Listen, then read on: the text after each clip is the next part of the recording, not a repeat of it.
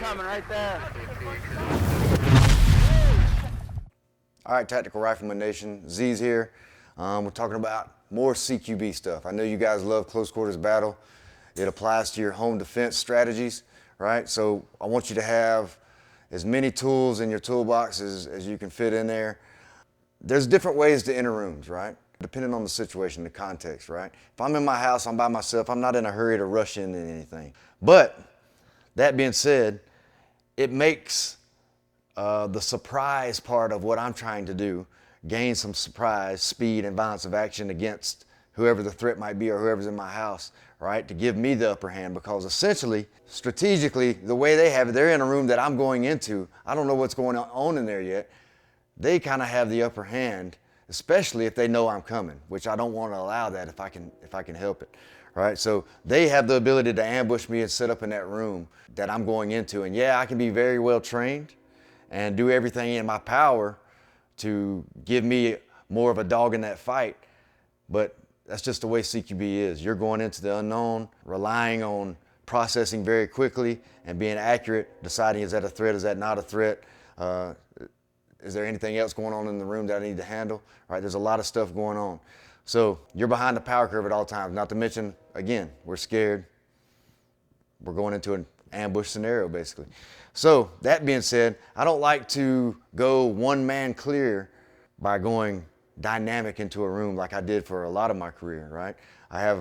When I go dynamic, I've got somebody that's going to catch my other blind corner while I'm coming into this room, and we're filling that room very fast.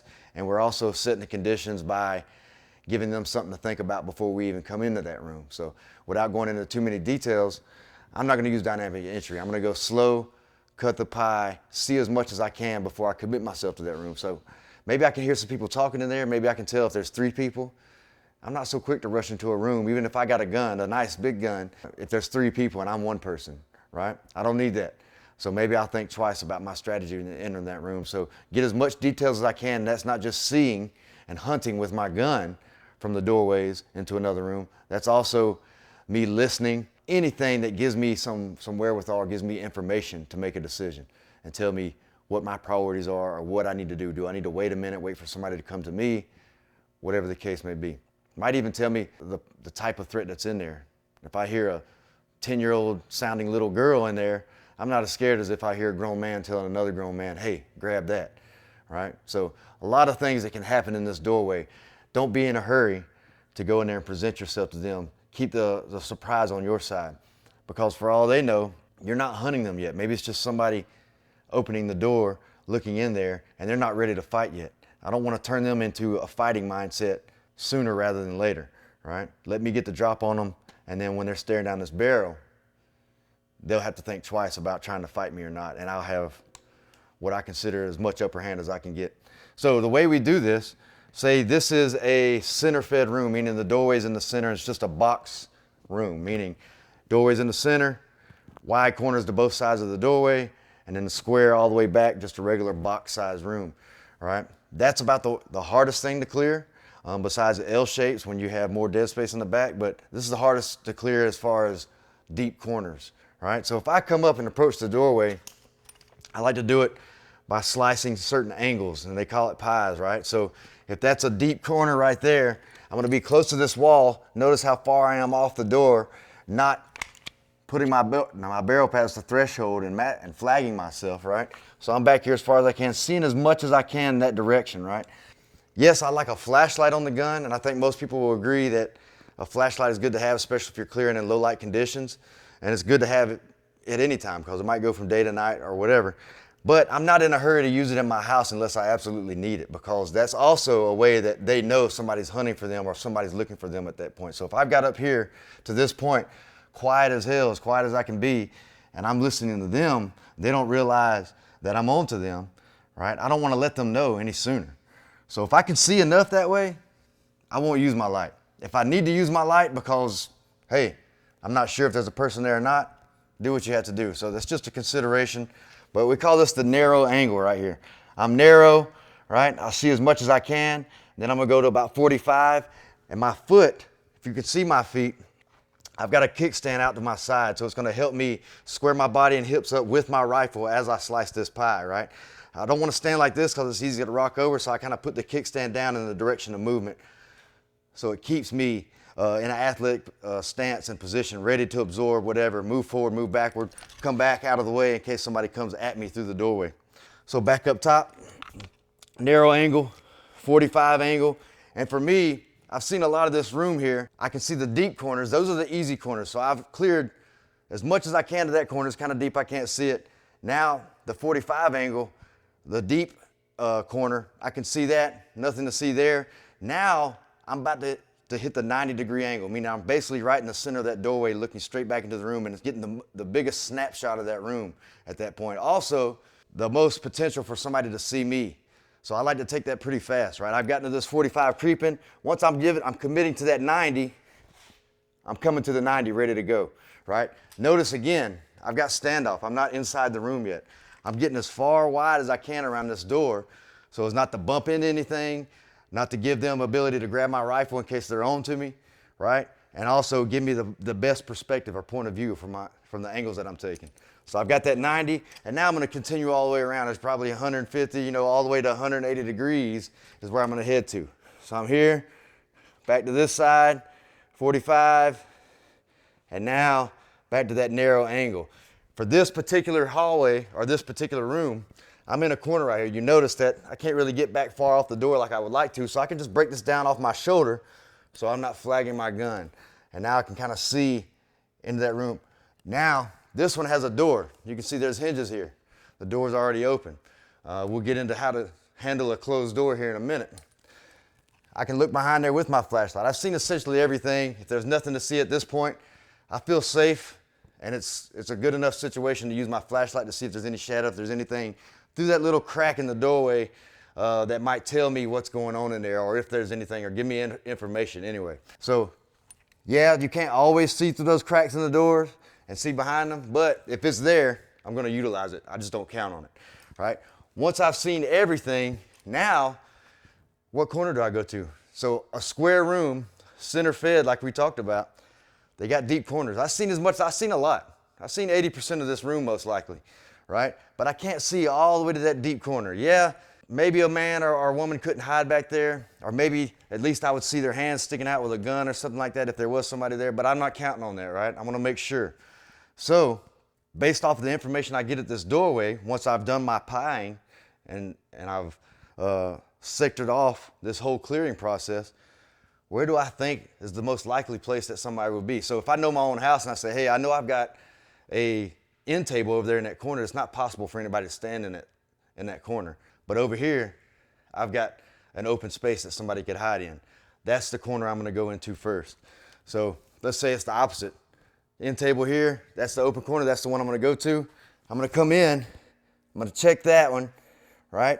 And at the same time, I'm gonna give a shoulder check to that other corner and come back and address that. So at that point, when I committed to that room, into that room, the way that I wanted to, based off of all the information that I got, I went to that deep corner, seen what was in that corner first, had my gun up ready to go, and then I just did a shoulder check or a look over my shoulder, not swinging my gun around to see what was behind me very quickly, right? I can address that. Yeah, you're behind the power curve. That's the nature of CQB. If somebody was back there with a knife, I'd probably have to react, and I'd be a little slower than I normally would be because I'm facing this way. But I see what's back there now, and it doesn't make sense to swing all the way around with my rifle if I can get all the information I need just by turning my head quickly, right? And then I can finish the room. And also, we mentioned this in another video talking about priorities, the dead room living, talking about threats, dealing with unknown, and continuing to clear the room. I might clear into here and somebody hears me. Maybe they're in the other room and there's another doorway there. So I don't want to take and turn my back to what we call another threat area or an unknown area, which is another doorway that potentially someone could be in or hiding in. So I did my shoulder check, checked, and I continue on to the next open door to figure out what that bump in the night is. So let's check out some of these different doors and how we would approach them. How would we handle a closed door in my house? We have to have certain ways to get into those doors. So here's a couple considerations, and realize that you can't always do the same thing because there's different layouts in houses. There are different ways that you can get room to one side of the door or not. But let's talk about what we would do. So right here, I know that this is a pull door, right? That's something that you need to realize now. You probably know what's a pull and push door in your own house, but I know this is a pull door because there's hinges right here, right? If I see the hinges, I know it's pull. If I don't see hinges, I know it's a push door. So being in a pull door and also being that it's in a corner here doesn't allow me a lot of room to get back out of the threshold once I open this door. So this one kind of dictates that I'm going to open the door from this side for my preference anyway. For example, if I open from this side, right, and I have to have my gun in retention in some sort of way so it's not out in front of me, and I also have to have it up so I don't flag my own hand, right? I don't want to muzzle my own hand in case something happens. So I'm here, and now I'm kind of stuck in this open area of this room right here without being able to get to that narrow angle and take the time that I would like to because I have a short corner here. So for this pull door in this particular scenario, myself, I'm going to open it from up here and back up out of the way so I'm still concealed to some degree and maybe have some semblance of surprise once I go in here. Now you say, hey, well, Z, when I go to open a door and I think somebody might be in my house, am I just going to yank that son of a bitch open? Yeah, you could, right?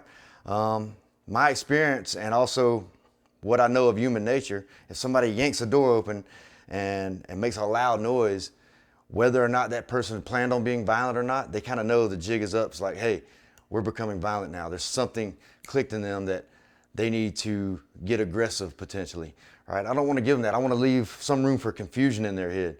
So if I just check, yeah, I can open that thing. So I'm doing a quiet check here. Letting it rise up, right? For me, in this particular situation, I only have so much room, so I'm kind of committed to 45-degree angle in the room already. So once I'm here, I'm going to come back and get my narrow angle, come back to 45, my 90, and then continue to pie through my room. So that's a consideration for this one. Just let it open. Let them be confused because for them, they might still be trying to just be quiet, not raise any attention to themselves. They hear a door swing, but they don't know if that's just something that was creeping in the night or whatever it may be. But what they don't know until they see me, right? They don't know that somebody's hunting them yet. I want to use that confusion. All right, same thing for this door here. So this one, no hinges, push door, right? This is my house. You can be on this side again. You can be on this side and you can open it like this and you're kind of stuck and you got to process very quickly. I can't back out in order to give myself time to process and get out of the threshold of the door once I open this door, right? See this short corner? I don't like this. So for me, I'm going to open it from that side, right? Again, taking into account where my muzzle's going and having my gun up ready to fight, right? I can reach and I'm just going to let it go. And I'm back. Now, this particular situation, you're like, well, that door might not open all the way. Whatever the case may be, this happens to be a corner-fed type room from what I can tell. This also gives me the ability to kind of draw them to me as well. So think about it. If I don't have to go in there and get ambushed and I just let that door swing open, they don't know if the wind did that. They don't know if the old lady's out here checking her house. They don't know that crazy ass Z's running around with a rifle yet. So maybe they come out here to address the situation themselves. I hope they do, because that takes a lot out of my job and my task. They come to me and I'm gonna bring it to them, right? So instead of me going into their area and trying to figure out things on the fly. So I let that door swing open quietly. I back up and get my narrow view. I'm getting my 45. At some point in time, anybody wants to come out and get some, they'll come out and get it, and I'll take care of that accordingly. I get my 90, right? This is a corner fed, so that's an easy corner. So now I'm coming all the way around, my other 45, and now pretty much because I can't get out of this threshold, I'm committed to that room. So I'm going in here, finishing up the rest of the room. All right, guys, in summary, you need your shit together when you're doing CQB and home defense, running around with a gun in your house. So you gotta have a good way to handle that situation. It doesn't come in the heat of the moment when you're scared. You have to train. Come see us for training. Check us out. We do home defense CQB here at Louisville Armory. Check us out. Get some training. It's not gonna happen. You're not gonna suddenly become trained and a miracle happen when somebody's in your house. Know how to clear those doorways, right? Don't commit yourself to something that may be too much for you to handle. You're biting off more than you can chew. So have a strategy. Consider what I told you. Work on it, guys. Work on it. There's a lot to firefighting, gunfighting, protecting your home than just popping that gun up there quickly on the range. So every Friday, got a new video. So subscribe, notifications, you got to hit the bell. Come see us. I promise I'll try to sweat more. So we'll see you next time.